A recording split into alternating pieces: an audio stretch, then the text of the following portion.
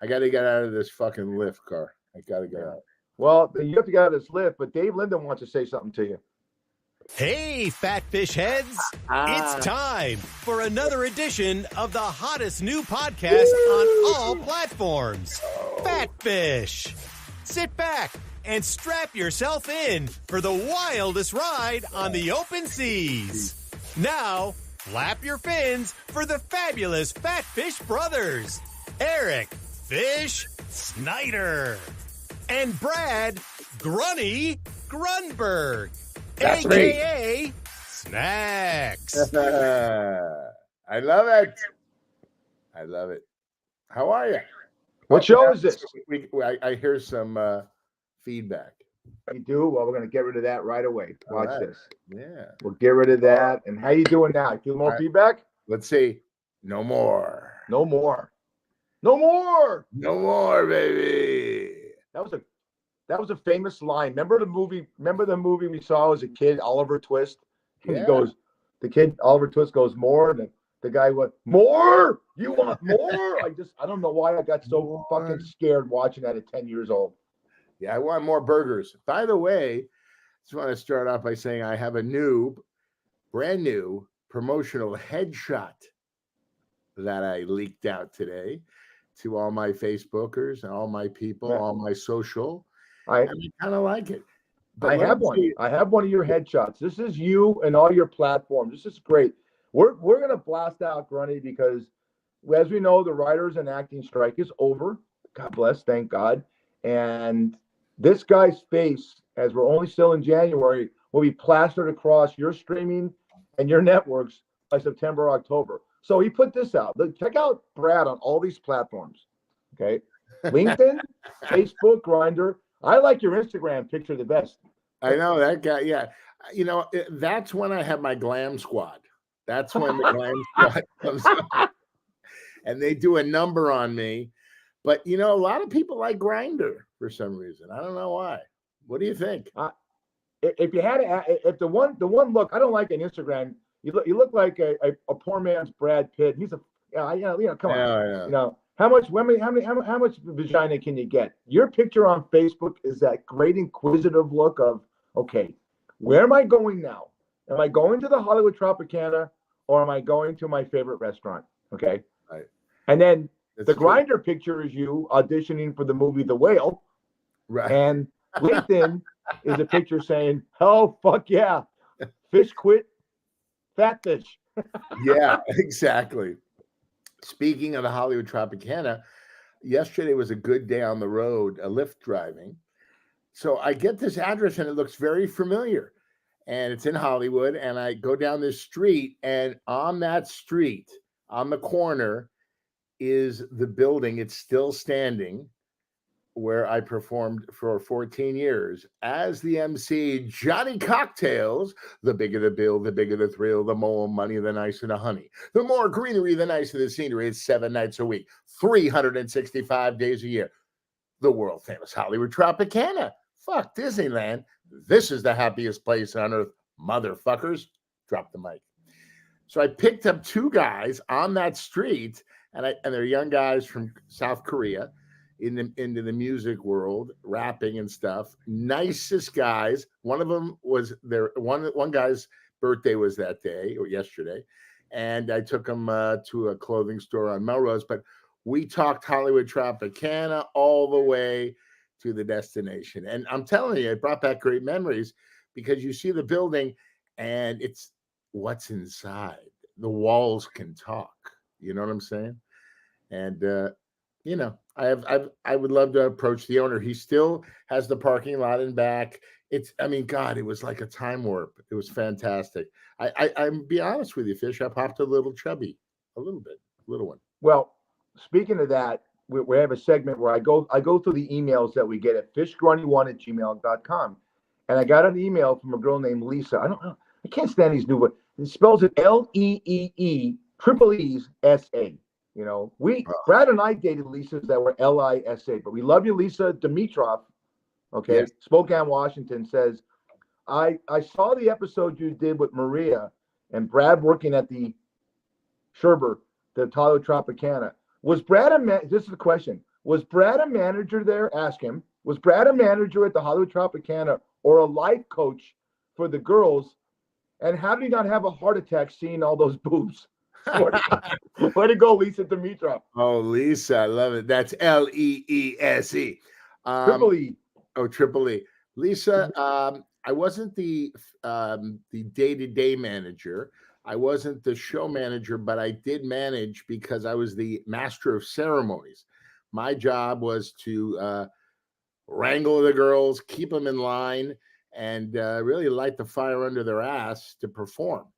I ran all the money. So, I did the auctions. The girls would come out in costumes. Like, I'll give you an example.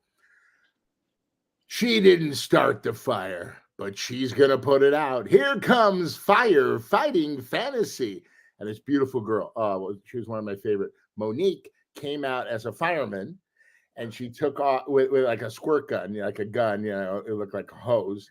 And she sprayed the crowd, and then she started taking off her fireman's jacket and all the stuff. And then she stripped down to her bikini. And this was a string bikini. And oh boy, hubba hubba, was it a bikini. Those bikinis in the 80s? You know the ones. You're fish. You're always on the beach. You've seen them. I mean, these are the wink. Yeah. That's like the worst fake wink. Oh, good. But no, that's the story, Lisa. Lisa, I'm telling you, it was an incredible experience. 14 years of my life. I could tell you stories from here to China. It is never ending. And it was so much fun. And I'm still friends with a lot of these girls, trying to have lunch with a couple of them and, tell some of the old Tropicana stories. Oh, and then awesome. She asked that. Then she asked, how did I do it? It was so tough because I love boobs, big boobs, fake boobs. And fake boobs are fish. They're real expensive. I would not know. You would not know. The question was, yeah. Was Brad a life coach, a manager, and had he not have a heart attack? Okay, that's with all those boobs. Yeah. Did you have your? I'm going to speak for Lisa. Like I'm talking. I'm going to be her producer. Did you have an office there? The manager upstairs had an office. I used it. Yes, there was an office upstairs where the girls' locker room was, right outside the girls' locker room. There was a little office. Yeah. Was there three things? Was there a towel, lotion, and a defibrillator? There was a defibrillator. And I was a life coach. A lot of these girls would come up and ask me questions about their loser boyfriends that they would be dating at the time. One girl made $1,000 one night and handed it to her boyfriend. Now, we don't allow boyfriends in the club because it fucks everything up, because the girl's dancing for like a guy like Fish, and Fish is grabbing her ass, and then the boyfriend goes, why do you let that guy grab your ass? Now, we had referees that stood in back of the girls while they gave dances to the customers at their chair, right where they sat. And the referee's job was to kick the hand away from touching their asses. But a lot of these guys get preoccupied. They're looking around. I got to come over and go, sir, you can't touch the girls, but they can touch you. And so that happened all the time. Boyfriends in there. Oh, I got in so many fights. You know what, Fish? Goes back to Helen Nanny Klein. No good deed goes unpunished. Oh, man, did I do things for these girls. And what did I get? You've done a lot of good deeds, and you got that from your tutelage of your mom, dad, grandma. We talk about that on every show. But what you're really good at is prognosticating football games. You went 3-1 last weekend. Thank you. And you said to me, Fish, we got to talk about. There's a passion I have right now for the Buffalo Bills Mafia and their fans to be in the playoffs 20 times in the last 32 years and not win a Super Bowl. Watching that game, first of all, being a Raider fan and rooting against the Chiefs, and watching that game killed me. It's that. Yeah, I don't even have an analogy for you. Do you? Is that like you going on that's like you going on 15 auditions, and it comes down to you and one guy to get the lead role in the series, and you lose every time. Is that close? It's so funny you say that. When I was doing a lot of commercials, they're called avails. where they put you on a veil, meaning between me and another guy, or maybe one third guy. I had 8, count them, 8. 1, 2, 3, 4, 5, 6, 7, 8. 8 avails, and I never got one commercial. That's painful. But you know what, Fish? You and I subscribe to the same theory. I scraped myself off the ground over at Tommy's Double Hamburgers because I was so depressed. I had to go drown my sorrows in double cheese chili burgers, and I got up and went to the next audition. And then you know what happened? I got 3 national commercials in a row. You just got to keep fighting. Being an actor is an anomaly. It's nothing like. I mean, listen. The real world is the real world, but when you're an actor, there are so many actors. Fish, you got to really believe in yourself. And when they say no, you go, wrong. You should have hired me. I'll be back. And then you get a huge national commercial, and everybody says, "Oh, was that your first audition?" Yeah. Sure, my first audition. 5,000 auditions I went on. I got this commercial. So but there's a method to the madness. I just get up. I never give up. Tomorrow's a brand new day. My dad taught me, and I've been doing. When you think I talk a lot, and I get a lot of emails saying, "Fish, you talk a lot," and Brad calls you out on it.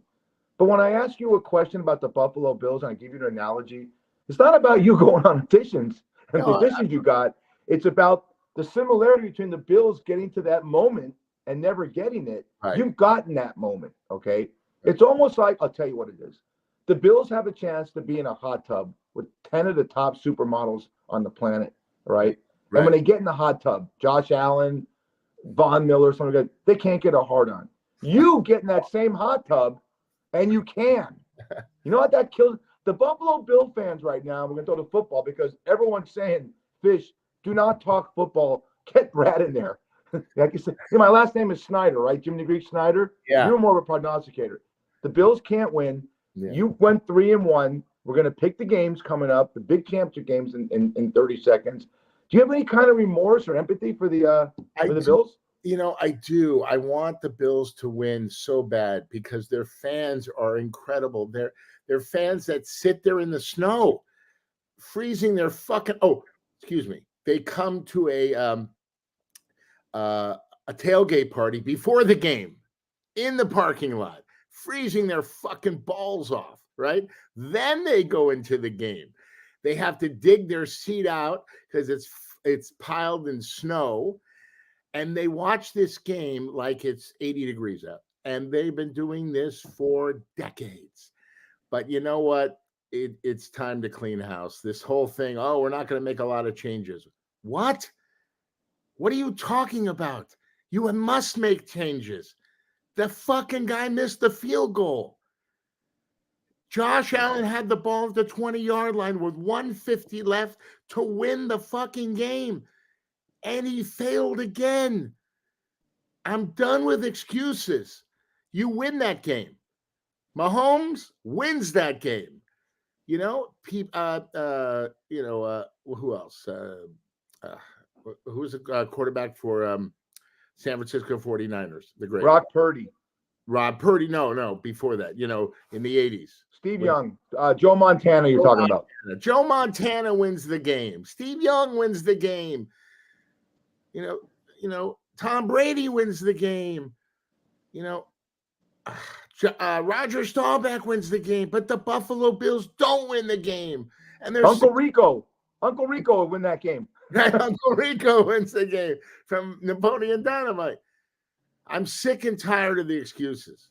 You get paid millions and millions of dollars, okay? And Diggs, this asshole, should have caught those balls. And don't tell me I was watching last night. I was watching NBA. I watch it every night. Oh, they're hurt. They have injuries. No. Suck it up. Get the job done. You're making millions of dollars.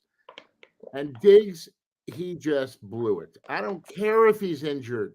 This is a one-time deal. I'll give you an example. Remember, who's the quarterback for Philadelphia with Terrell Owens when he was Donovan McNabb. Donovan McNabb. Okay, has the ball at the 10-yard line, and this is it right here. This is it. He goes the length of the field. He just looks for Terrell. Terrell, what's his last name again? Owens. Terrell Owens. I had a long night. I had a long night of cheeseburgers at Carney's and hot dogs. I'm telling you, he was begging for the ball, and you saw what happened to Donovan McNabb. He was throwing up on the sidelines, throwing up. Donovan, this is you've worked your whole fucking life for this one moment. You take the ball, you go down the field, and you win the fucking game. And don't give me any fucking excuses. You had some bad Chinese. I get pissed off, man. I'm a passionate guy, right? Yeah, well, you're passionate, but you're a winner as far as calling these games. All right, here we go. Wait, how many dinners have I won up to this point? What's that?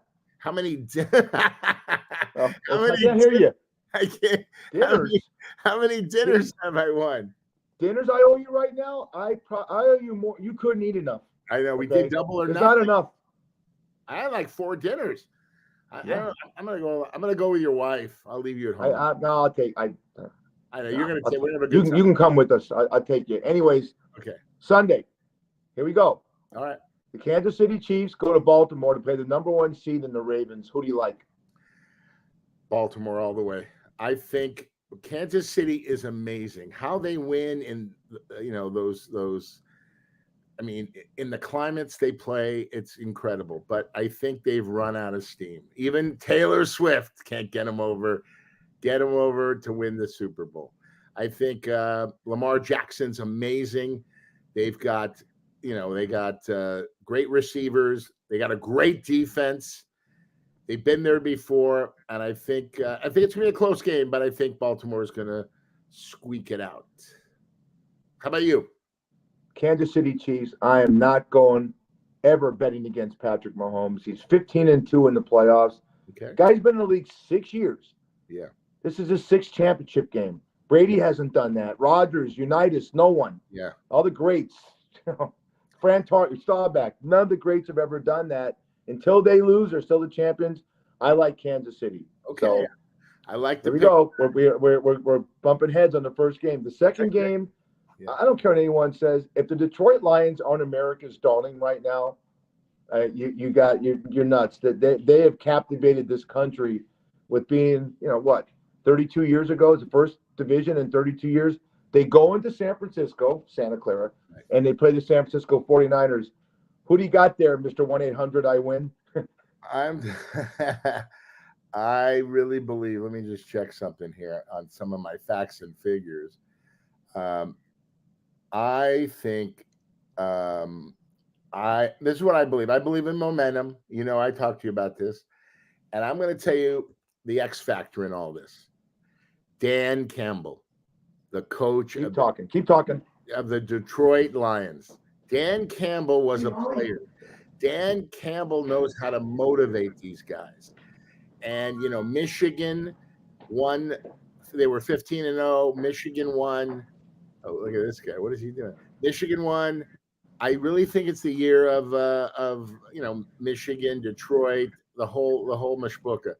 I think Detroit's gonna pull the upset. I think they're gonna shock the world.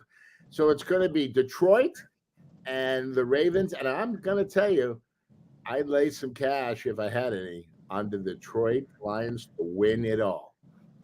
That's my play. San Francisco 49ers. I want Detroit to win. I'm with you. Everything you said about Campbell and the state of Michigan, and Michigan wins the national championship, make it a double, make it a doubleheader, college and pros.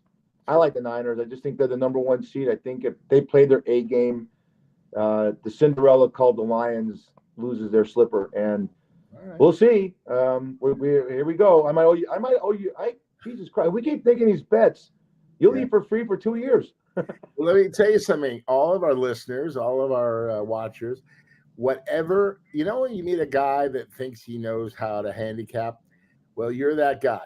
So anything that Fish says, just take the other side, and you're a big winner. So go with absolutely. me. Go with me, people, and let's win some money, and let's win some Right. dinners. Let's win some dinners. Couple of shout outs. Jade Spees was with Asu was on our bartender show. Her and Casey Evans got their marriage license. They're getting married. Casey's a big fan of the show. I gotta go to that. I want to. Hey guys, I'm inviting myself to your weddings. I know the open bar is going to be phenomenal and the food. So congratulations, shout out to Casey and Jade. May you have a blissful and great life together. And you know, I've seen how much in love you guys are, and that's a great shout out. Brad, I'm going to ask you this question. Did they have a baby? Did they have a baby? Were they ones have the baby? No. Jade has a couple of kids, but Casey, I don't think Casey has kids. I don't know, but it's good to say that they're young kids and they're in love and bless them. Gotcha. I just kissed Annie. So Brad, yes sir. Before I go, have you ever been screened? Have you ever gone to a doctor and had a bite? Mom, come get her. What's wrong with you? I took Annie out last night 100 times. There she goes. Why are you barking? Are you hungry? I'm always hungry. Go with Grammy. Go with Grammy. I'm doing a podcast, Annie. All right. Sorry. It's amazing. It's amazing when you do that side. Do that side view. Do the side view again. Do it. Just let.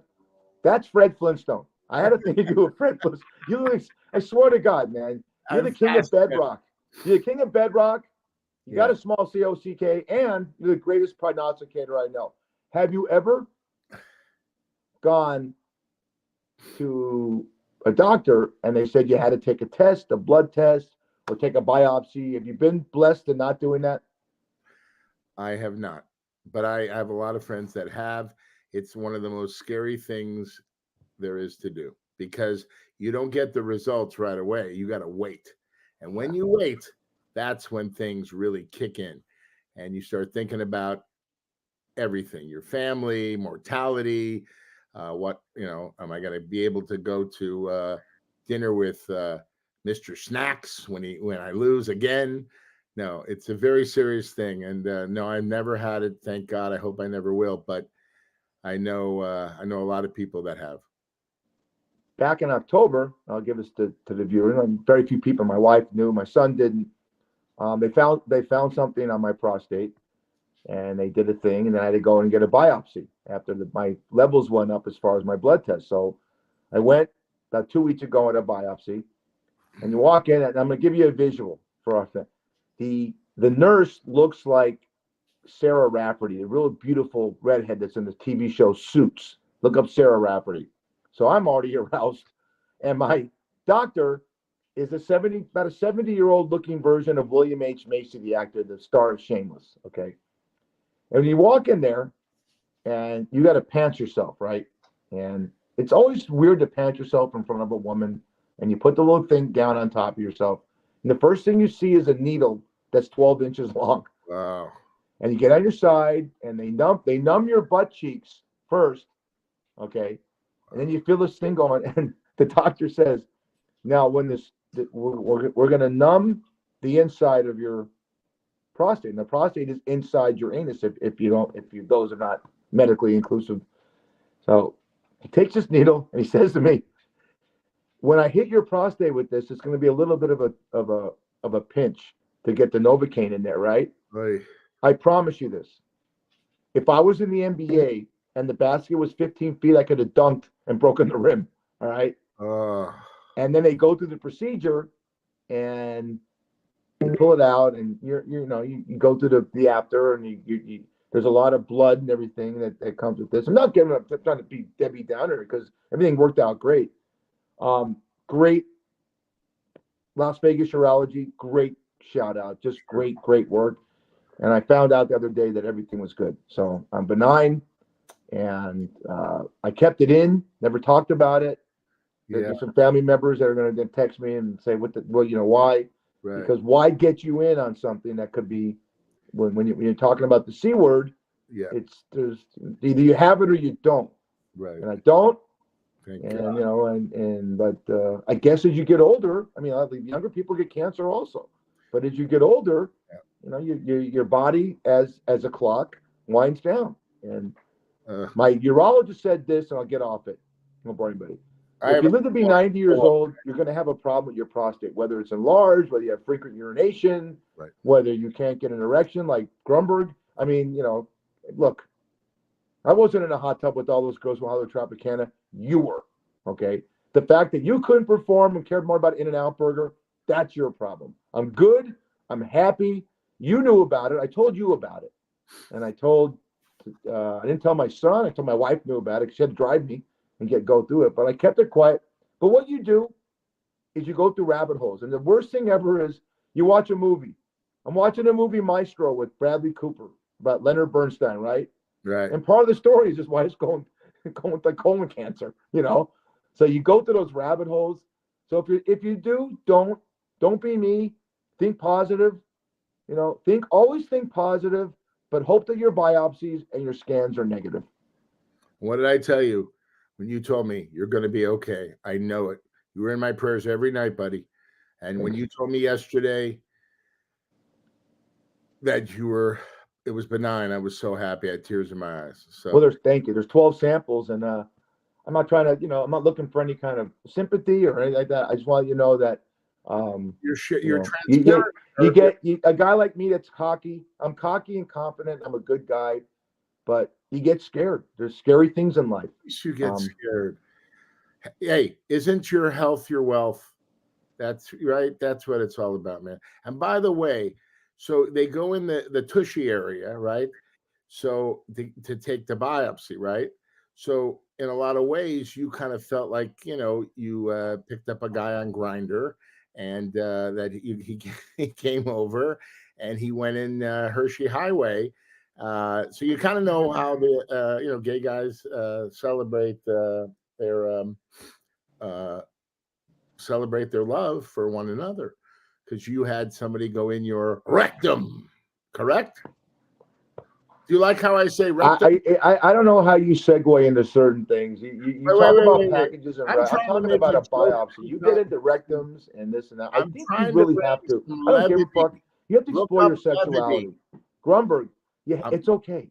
It's okay if you want to jump on the other team. Because I love you, and I want people to know you're all right. So I was going to the homosexual card to see what that felt like, because the pinch and this, but when men have I would know. I mean, but you obviously have that window of opportunity in your mind. You want to jump on the other team. There's a lot. Look, you said it's hard on all auditions you go on to get work. There's a lot of streaming things. There's a lot of new shows coming out.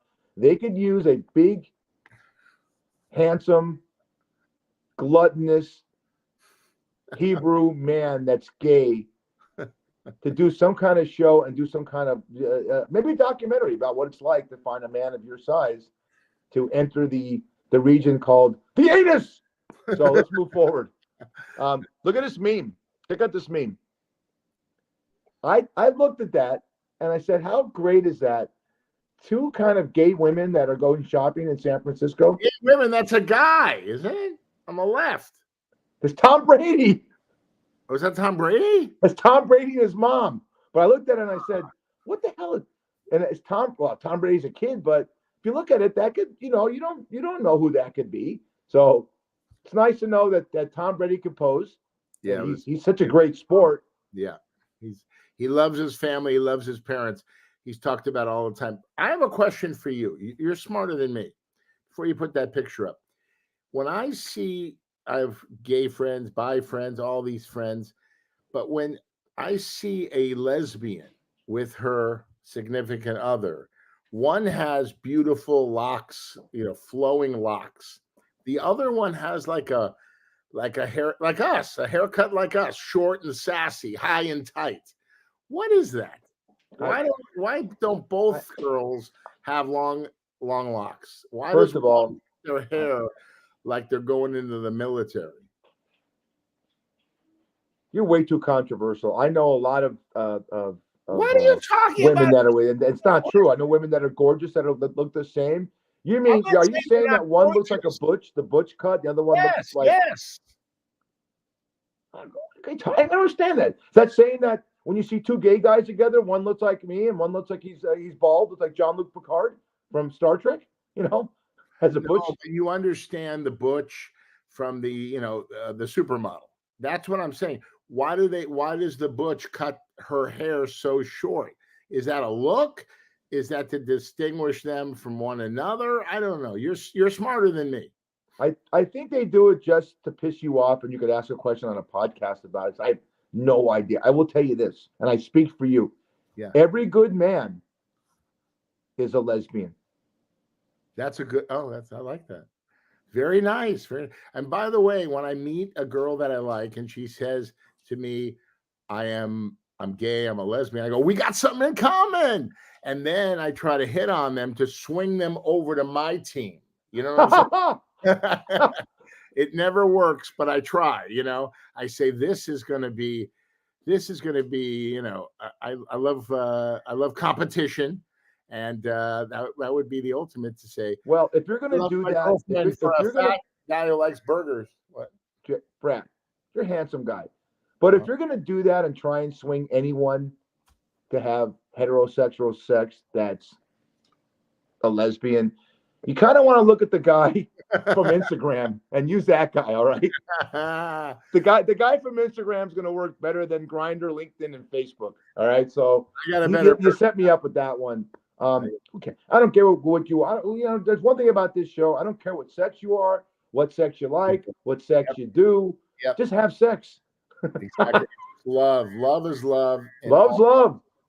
All different forms, shapes, and sizes, right? So check this out. I gave you a tease on this. This is actually this happened recently. Check out this kid's photo. Why would if this is nowadays, why would you dress your kids up for a photo that looks like your Uncle Murray and Aunt Esther from 1948? Oh my God, I have that sweater. That guy's I have that sweater. That is, in a way, that's a little creepy, right? I mean, when was this picture taken? Did you recently? This is kids now, and the parents dress them up like maybe it's what was the Rick Nelson, Father Knows Best. That's the Nelson family. But look at the girl's hair. I mean, is that a bouffant? Come on, Brad. That's a bouffant. Your mother, beautiful mother Sandy. She had cousins that looked like that back in 1948. Yeah. Trust me. My mom looked like that in 1948. My mom looked like that in 1948. Is that a wig or is that her real hair? I don't know. I love it. They're cute kids, but my God. Hey, look, I live in the past. Why not? And maybe if your mother looked like that, that's how you got that sweater. For our listening audience, there's two kids that are from nowadays, and the parents dress them up. She's got this bouffant. Go to YouTube. Go to DBTV, go to Facebook, look at us, see our ugly faces. You can see some of these memes that we do and explain. And this sweater that the kids got is something out of I got to say, 1958. That's Mr. Rogers' sweater, by the way. It's Mr. Rogers' sweater. I got to show you that. I got a couple of memes. It'll be great. We'll talk about some other stuff. Yeah. We talk about entertainment a lot in that show because the guy next to me has been in so many acting gigs. It's great and entertained you and made you laugh. But if you wanted to see a movie for streaming, read this, Brad. My kids will never know that awful feeling of realizing there's no VHS tape behind the box at the video store. Oh, that's funny. So they put the boxes up, but then you have to go get the video behind the counter. Tell them what that is. Tell them about Blockbuster. And if you want to watch Brad in a movie or something like that, tell them about what happened maybe 10, 15 years ago. Tell them. What do you want me to tell them? Well, you had to go to a place called Blockbuster Video, which is owned by Wayne Huizinga, who made so much money he bought the Miami Dolphins. Right. And you had to rent these videos, and they sold popcorn and Ben and Jerry's ice cream, and they had all the top videos out of movies. So the movies got released to video. You got to go to the store. You had to rent it. It became a big business. They had to have like 500 locations around the United States. Am I right? Absolutely. I did a commercial for Blockbuster Music. After the videos became so popular, they started doing the music part and renting songs and CDs and all that stuff. And yeah, it was amazing. You had to go to the video store to get a movie.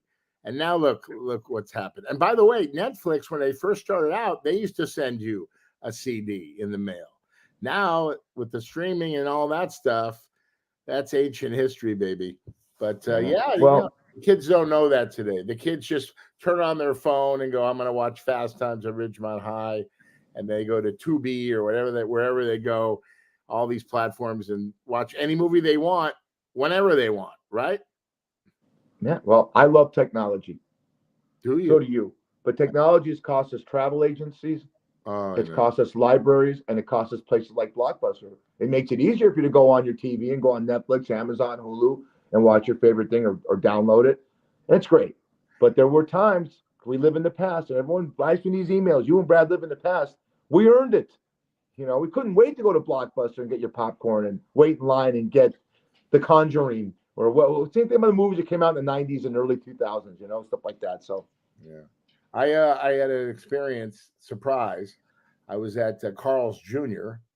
and I ordered a Big Carl number 6, and I wanted no tomato and no pickles. I was talking to Siri. I was talking to an AI, a woman, and she took my order. She knew I didn't want the tomatoes and the pickles. And then I drive up, and then I see the lady at the lady that I know and I've dated at Carl's Jr. Drive-thru, and I said, "Oh my God, what's going on? What is that? Siri? Who am I giving my order to?" And she goes, "I'm really sad about that." She got really emotional because a lot of people are going to lose their jobs, man. You know that. They're already losing their jobs. Instead of paying these wonderful people that keep these, fast food places going, that's just an example. They're getting rid of them and putting AI in, and it's going to get worse before it ever gets better. I'm telling you, technology is good on one hand and really bad on the other hand, because people are going to lose their jobs, right? They're doing robots. There's 28% of all bartenders in Japan are robots. And yeah, that's what I want to ask you. Do you think in Vegas they're going to get robots in there? Yeah, sure. Why not? They have robots now that'll. Hi, Mr. Grunberg, let me see your ID. And they look at your ID and they scan every single site you're on, from Facebook to LinkedIn to Tumblr to Twitter or whatever, X.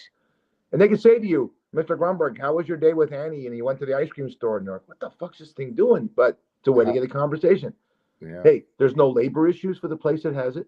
Okay. They're always going to show up on time. Yeah. But do what they say. One thing about bartending is telling jokes and flirting. What's a robot going to say to you? Yeah. You look very good with your new headshot there, Mr. Grunberg. Yeah.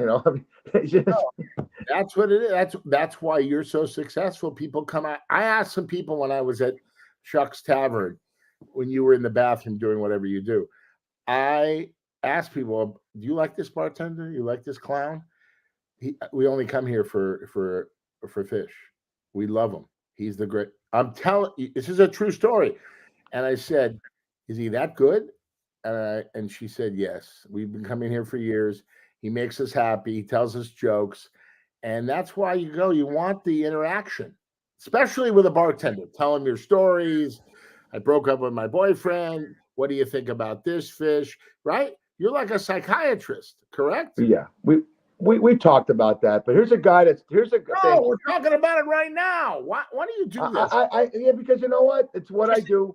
But just say yes. Look, I've been doing it for so many years. It's what I do, and it's. If I could talk someone off the cliff or make someone laugh, that makes it all the worthwhile. Yeah. But this guy's coming for my job right here. The greatest salesman of the 90s. This is one of Grunberg's pals, and rest in peace, Tommy R. Callahan, VP of Sales at Callahan Auto Parts, Marquette University, Sandusky, Ohio, United States. Hilarious. You being an actor and a comedian, tell the audience, I don't care if we do it every show. You talk about John Candy, talk about Chris Farley. I never met Chris Farley, but my writing partner, Sean White, met him. because he was in a detox in Santa Monica. He was in a lot of rehabs, and he had to bring him some paperwork to sign because Chris Farley was represented by Mark Gervitz, who is one of the owners of Burlstein Partners. And he told me Chris Farley was one of the greatest guys in the world. When he came to the rehab, he goes, "Hey, Sean, come on in and meet everybody." And Sean said, "This is Gary, this is Teddy, this is Susan." And he gave him the stuff, and Chris couldn't have been nicer. And I know his brother, and his brother's an actor too, great guy. He has three brothers that are actors, including him. The sad thing about Chris Farley was he didn't love himself. He loved to make people laugh, but I read everything on him, and I read everything after John Candy passed away. Chris Farley, his idol was John Belushi, and whatever John Belushi did, Chris Farley did. And sadly enough, John Belushi had his demise at at a hotel in Hollywood, and he was 33 years old. Chris Farley partied like a rock star, wild, drugs, alcohol, food. He died at 33. Isn't that unbelievable? Kind of creepy in a lot of ways. We miss these guys because what they would have done in their career or touched so many more lives. John Candy, 42, same thing. He didn't do, I don't know if he did drugs. I don't think so. He smoked, he drank, and he ate. And the night he died, was it sad, man? I cried in my car when I heard he was doing a movie called Wagons East with Richard Lewis, and they were in Texas, and it was so hot in Texas, like 101, but they were bundled up like cowboys. And for some reason, I'm a sweater. John Candy wasn't a sweater to open those pores, And he went back that night, and he made himself a big spaghetti dinner, salad, garlic bread. He had a bottle of wine, and he ate it late night, like maybe 2 a.m. And in the morning, they found him deceased. He had a heart attack while he was sleeping. It's some of the saddest things in the world, A lot of people are dropping now. You see, I mean, this porno star, her and her boyfriend were found dead in her house in Tennessee. I met her a couple times. Sweetest person. You know what it is? It's the sadness and the darkness. You never know what somebody's going through, Fish, And that's why, like my prom date for life, Marlene Gamer, girl I got the most comical in elementary school, junior high, and high school. She was one of my best friends. Hilarious. She took her own life, and it really bothers me 12 years later because they're in a better place in their mind. We've got to deal with all the destruction. We got to deal with it for the rest of our lives. So it's just horrible. And look at my buddy Andrew Klein. His beautiful daughter. She took her own life. And from bullying. We're living in a very sad world, but that's why we do this show, Fish. Right? We try to bring some laughter. An hour. You need to go into counseling because I talked to you about how great Chris Farley is, and you go into this Debbie Downer death thing of everyone that's died. You're right. He was hilarious. The one thing you said that was so apropos in that last statement by you is that we miss the comedy that entertains us. Candy, Robin Williams, Too Soon, yep. Farley, Belushi, yep. And it's.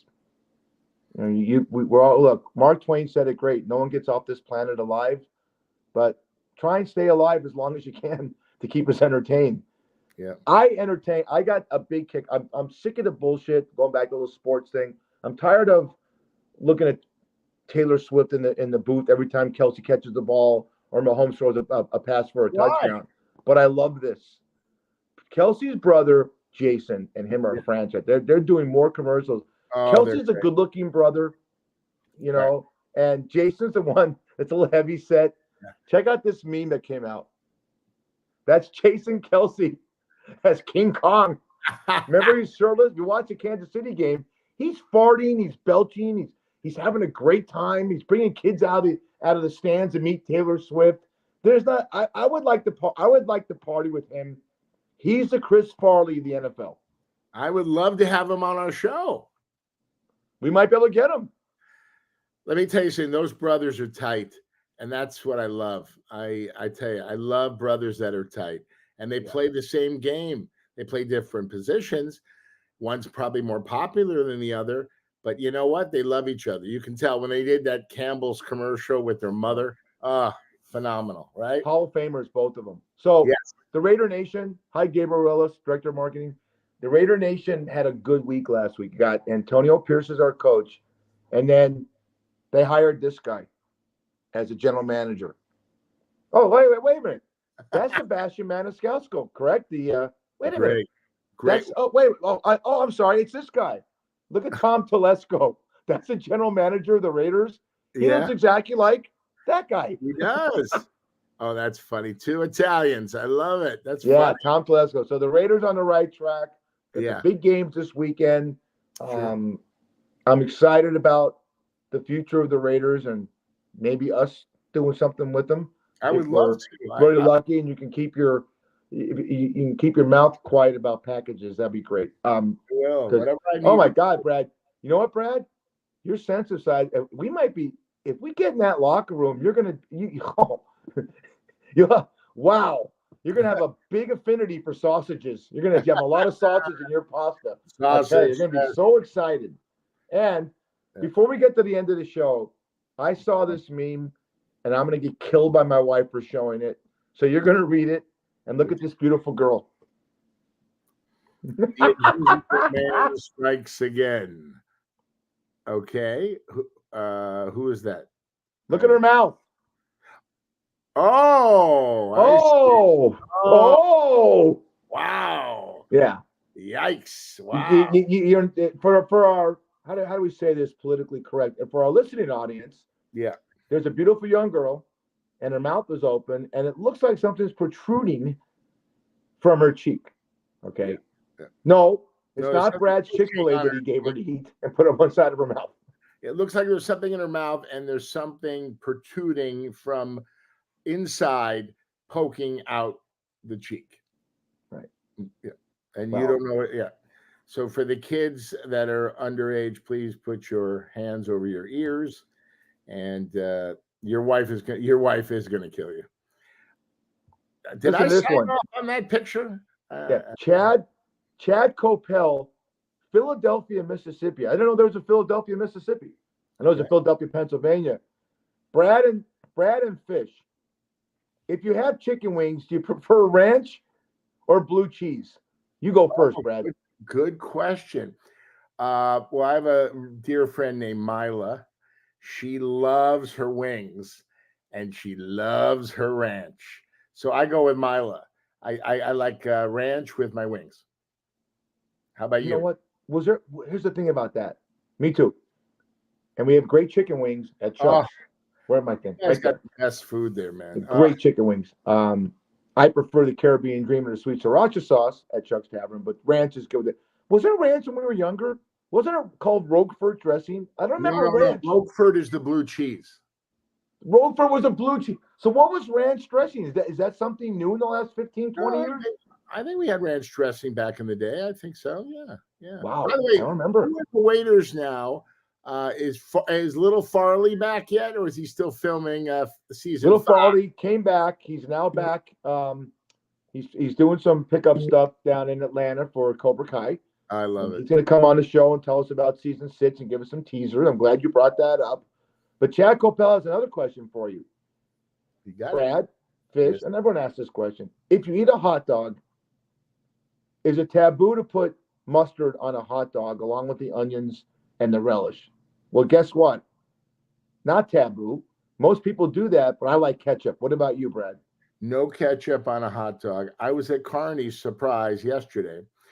And another surprise for you. I had 2 chili cheese dogs with American cheese, chili, onions. I've been on the toilet all morning. But it was so good. And then I had a chili fry because I love their chili. Hello.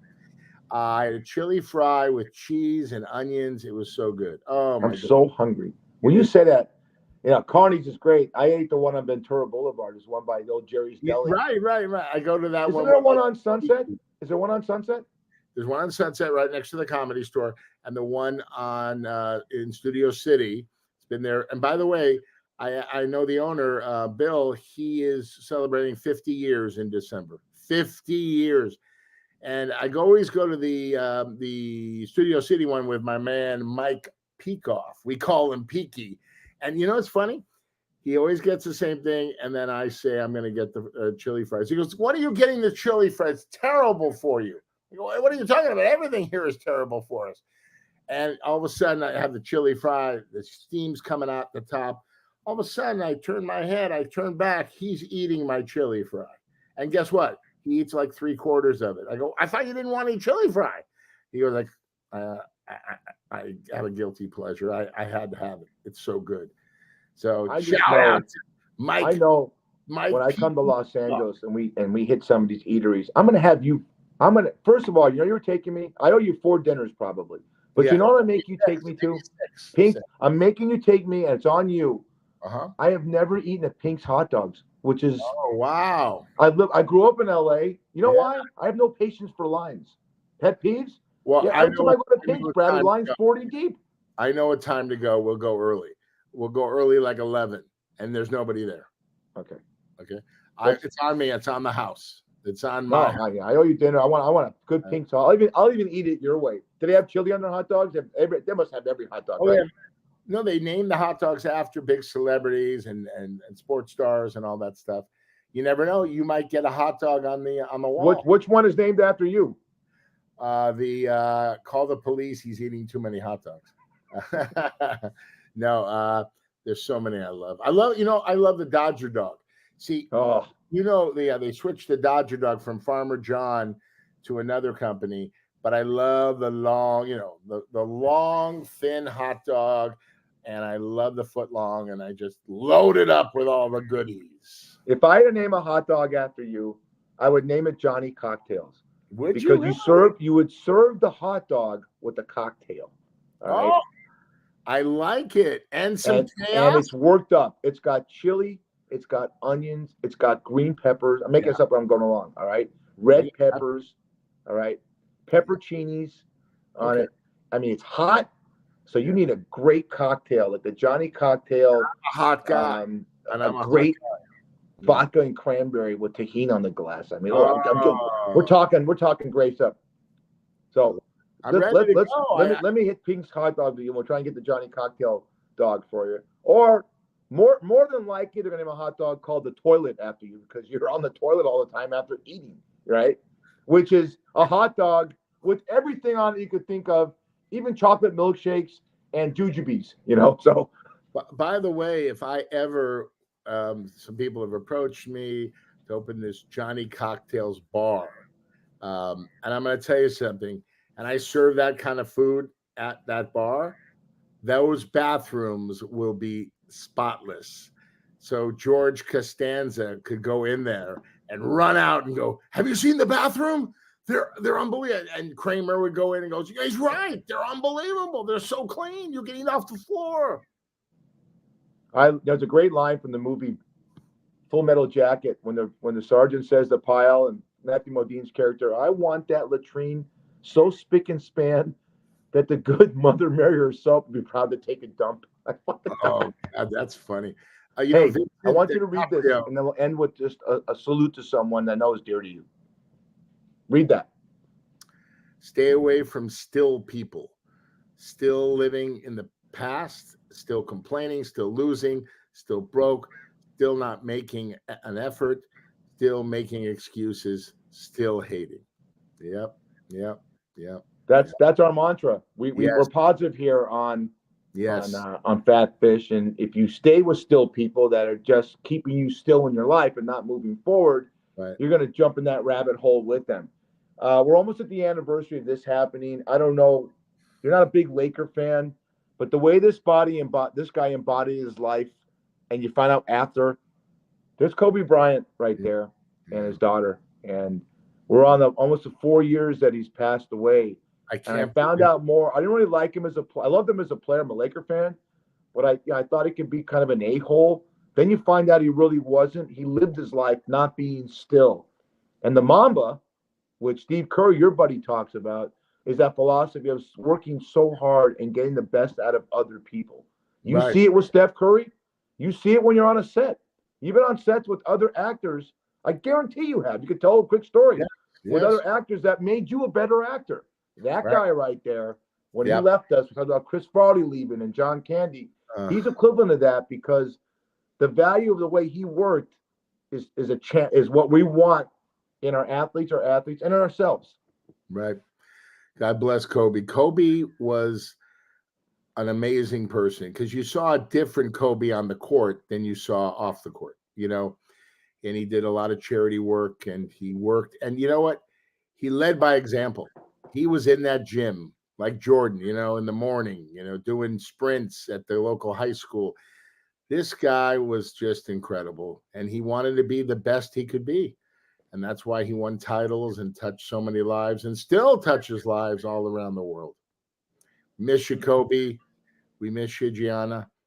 And I'm going to leave them up there before we get out. I'll leave them out if we close out and bring our good buddy on. But what touched me was hearing athletes like Derek Carr nowadays and Master Crosby having tattoos of this guy. And the guy passed away 4 years ago, and I love athletes that do a lot of charity work that you don't know about. They just do it because they don't want the publicity. I agree. I was wrong about the guy, and he opened my eyes. And I read a lot up about him, and a huge tragedy. Died in a helicopter accident, I think you said. And we're coming up February. It was February, very early February of 2020. And if there's a theme of this show is don't be still, live your life, be Brad, be me, be someone that goes out there and happy that you're something's. The only thing negative in your life, thank God, is a scan. The other stuff should be positive. Amen. Amen to that. And like I've said it before, get rid of the toxicity, get rid of the jealousy, get rid of the people that bring you down. I waited too long, but I made the move and I feel fantastic. Everyone loves you. I never met one person that doesn't like you. You couldn't bartend. You're too nice. Okay. Yeah. That being said, I'm offering to do our podcast when Jade and Casey get married. We should do our podcast at their wedding. First of all, you'll see so many good-looking girls there. You'll have a heart attack. But the food and the drink is going to be fantastic. And I want to do a live podcast at someone's wedding. Do a play-by-play. Be fantastic. I would love it. And then we'll have people come over throughout the day or night whenever they do it, and they'd sit with us and we talk about how the wedding's going. Look at it. Look how drunk that idiot is over there. Standing by the chocolate souffle fountain. So no, that would be a lot of fun. I would do that with you, of course. But Fish, I have to tell you something, buddy. Number 46 is in the books, and I tell you, they just keep getting better and better. I look forward to the day we do it each week, and we're making moves and taking names. And I'm telling you, people. A couple people in my lift. They go, "What? Do you have a podcast?" I go, "Yeah, it's called Fat Fish." They wrote it down. They go, "You have a new subscriber." So hey, I'm promoting it in the lift. I'm promoting it wherever I can. I want people to listen. I want people to watch, and I want people to learn and laugh. And that's why I did this, and I'm doing it with you, buddy. A lot of fun. One last shout out before our buddy takes us out. Chuck's Tavern. We're gonna have a great Super Bowl there. We're giving away for 4 of a kinds and 5 spots. We're gonna have tickets for the Golden Knights. Business is picking up. So if you want to come by Chuck's Tavern, North Durango, another one on Flamingo and Fort Apache. Got to do a shout out for the place that I pour the spirits, baby. I love it, and you do it so well. That's a great place to go. And I might be in Vegas. I'm coming there for the don't come. No. Yeah, I know. You better buy some more food. But thanks for 46. We love you, Kobe. We love you, Gianna, and we will never forget you. You've been listening to the Fat Fish Podcast, heard on all your favorite platforms. Until next time.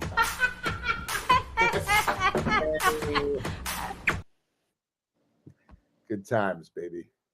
Nanny Klein is the Grunberg's family's Kobe Bryant. That's the best thing I could say. All right. Oh, that's sweet.